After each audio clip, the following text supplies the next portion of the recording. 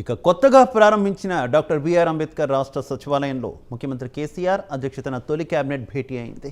ఇక BRS party legislative, parliamentary party విస్తృత స్థాయి సమావేశం నిర్వహించిన మరుసటి రోజే కేబినెట్ భేటీ జరగనుండడం ప్రాధాన్యత సంతరించుకుంది. ఇక అసెంబ్లీ ఎన్నికలకు సమయం దగ్గర పడుతుండడంతో కేబినెట్లో కీలక నిర్ణయాలు తీసుకునే అవకాశం ఉంది. ముఖ్యంగా రాష్ట్రంలో అమలు చేస్తున్న సంక్షేమ పథకాలకు సంబంధించి చర్చ జరుగుతుంది. అలాగే రాష్ట్ర ఆవిర్భావ దశాబ్ది ఉత్సవాలపై చర్చించనున్నారు.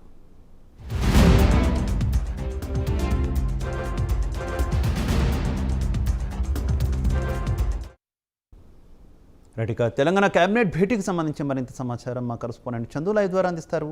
చందు. శివ, కొత్త సచివాలయంలో తొలి క్యాబినెట్ సమావేశం కొనసాగుతూ ఉంది.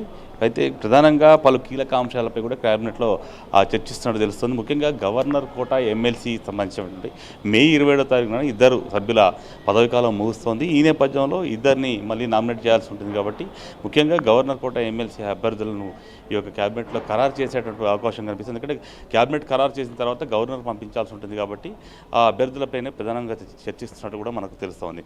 మరోవైపు చూసినట్టయితే గవర్నర్ సంబంధించి రెండు బిల్లులను వెనక్కి పంపించిన పరిస్థితి ఉంది. ముఖ్యంగా మున్సిపల్ యాక్టు సంబంధించిన బిల్లు, అదేవిధంగా ప్రైవేట్ యూనివర్సిటీల బిల్లు, ఈ బిల్లులు రెండింటిని కూడా గవర్నరు వెనక్కి పంపించారు. ఈ నేపథ్యంలో దీనిపైన కూడా చర్చిస్తున్నారు. అయితే ఈ యొక్క బిల్లులను ఆమోదించుకునేందుకు మరోసారి అసెంబ్లీని ప్రత్యేకంగా సమావేశపరచాలని కూడా ప్రభుత్వం భావిస్తుంది. దీనికి సంబంధించి కూడా నిర్ణయం తీసుకుంటారని కూడా తెలుస్తుంది. మరోవైపు చూస్తున్నట్టయితే 3 రోజుల పాటు అసెంబ్లీ సమావేశాలు నిర్వహించాలని కూడా ప్రభుత్వం భావిస్తున్నట్టుగా మనకు అందుతున్న సమాచారం.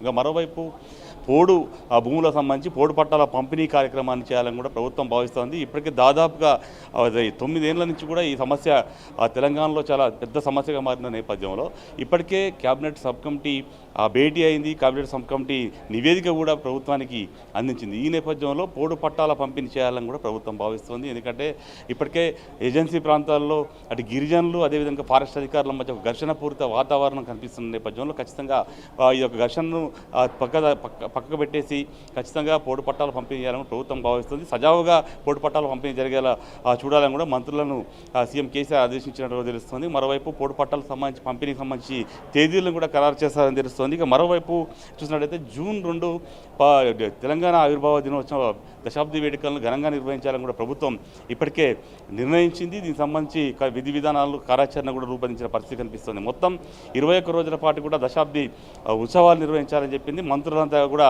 క్షేత్రస్థాయిలో మొత్తం పెద్ద ఎత్తున కార్యక్రమాలు నిర్వహించేలా కూడా చొరవ చూపాలని కూడా ఈ సమావేశంలో మంత్రులను ఆదేశించినట్టు తెలుస్తోంది. మరోవైపు చూసినట్టయితే వైద్య విద్యలో విభాగాధిపతుల వయోపరిమితి బిల్లును కూడా తిరస్కరించింది గవర్నర్. దీనిపైన కూడా ఈ క్యాబినెట్లో చర్చిస్తున్నట్టు తెలుస్తోంది. ఇక మరోవైపు రాజకీయ అంశాలపైన ఈ యొక్క సమావేశంలో చర్చకు వచ్చే అవకాశం కనిపిస్తుంది. ఎన్నికలకు సమీపిస్తున్న నేపథ్యంలో అభివృద్ధి కార్యక్రమాలను వేగవంతం చేయాలి, అభివృద్ధి కార్యక్రమాలను ముందుకు తీసుకెళ్లాలి, ప్రజల్లోకి తీసుకెళ్లాలని కూడా మంత్రులకు సూచించే అవకాశం కనిపిస్తుంది. ఎందుకంటే ఇప్పటికే చాలా ప్రాజెక్టులు ఉన్నాయి, వాటికి సంబంధించి శంకుస్థాపనలు కావచ్చు, ప్రారంభోత్సవాలు పెట్టుకోవాలి అని కూడా సీఎం కేసీఆర్ మంత్రులకు సూచిస్తున్నట్టు తెలుస్తోంది. మరోవైపు కొత్త రేషన్ కార్డులకు సంబంధించి కూడా మార్పులు చేర్పులు సంబంధించి కూడా ఈ యొక్క క్యాబినెట్లో చర్చించే అవకాశం కనిపిస్తుంది. ఇంకా మరోవైపు రాష్ట్ర వ్యాప్తంగా సీఎం కేసీఆర్ పర్యటనలు కూడా ఉండబోతున్నాయి. దానికి సంబంధించి షెడ్యూల్ కూడా ఈ యొక్క సమావేశంలో నిర్ణయిస్తారని కూడా మనకు తెలుస్తోంది. ఇక మరోవైపు చూసినట్టయితే ఎన్నికలకు సమయం దగ్గర పడుతున్న నేపథ్యంలో ఖచ్చితంగా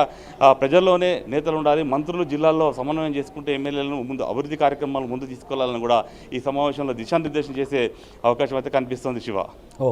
ఓకే చందు, థ్యాంక్ యూ.